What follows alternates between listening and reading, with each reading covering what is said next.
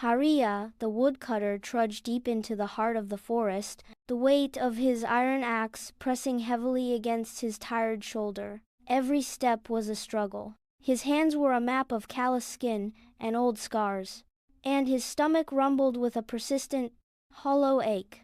Around him, the woods were a graveyard of brittle gray giants. The trees offered no shade and even less wood to harvest. Despair finally took hold. Haria sank onto a dry, crumbling stump and buried his face in his weathered hands, wondering how much longer he could endure this barren life. The silence was absolute, broken only by the sound of his own ragged breathing and the distant dry crackle of dead leaves. A slow, methodical scratching sound drew closer. Haria looked up to see Golu the tortoise crawling toward him, his ancient eyes fixed steadily on the man. "Why are you so miserable, Baba?" Golu asked, his voice like rustling parchment. Haria scrambled backward in terror, clutching his axe like a shield. "A talking tortoise!" he stammered, his heart racing. Golu chuckled softly, his small head tilting. "Yes, but keep it a secret. The forest is dying because men take more than they need.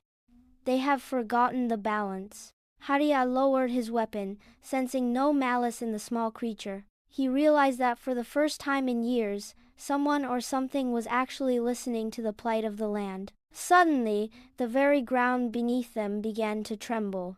A massive, ancient tree directly behind them groaned as if waking from a 1,000-year sleep. Its bark creaked like shifting stone, and the air grew heavy with magic. "If you protect the forest will feed you," the tree boomed, its voice echoing through Haria's very bones. A glowing seed, shimmering with a soft emerald light, dropped from a high branch and landed gently in Haria's open palm. "Plant this in the village square," the tree warned with a final thunderous breath. "But beware of the poison of greed. It can rot the soul faster than any blight."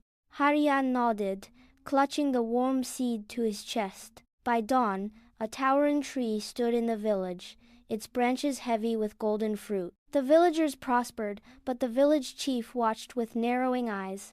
That night, consumed by envy, he crept toward the tree with a sharp steel axe. He raised the blade and swung with all his might. But instead of a crash, there was a soft thud. The axe head turned into limp, black rubber. The chief lost his balance, stumbling backward and landing face first into a pile of thick, cold mud.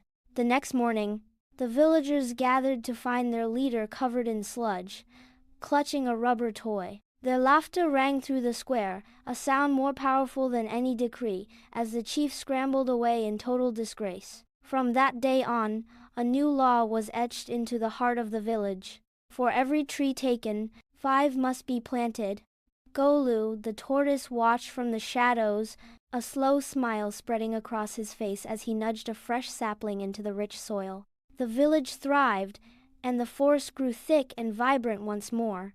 Nature had provided its bounty, and for the first time in generations, the people truly understood the sacred cost of a harvest. The balance was restored, and the green world breathed again.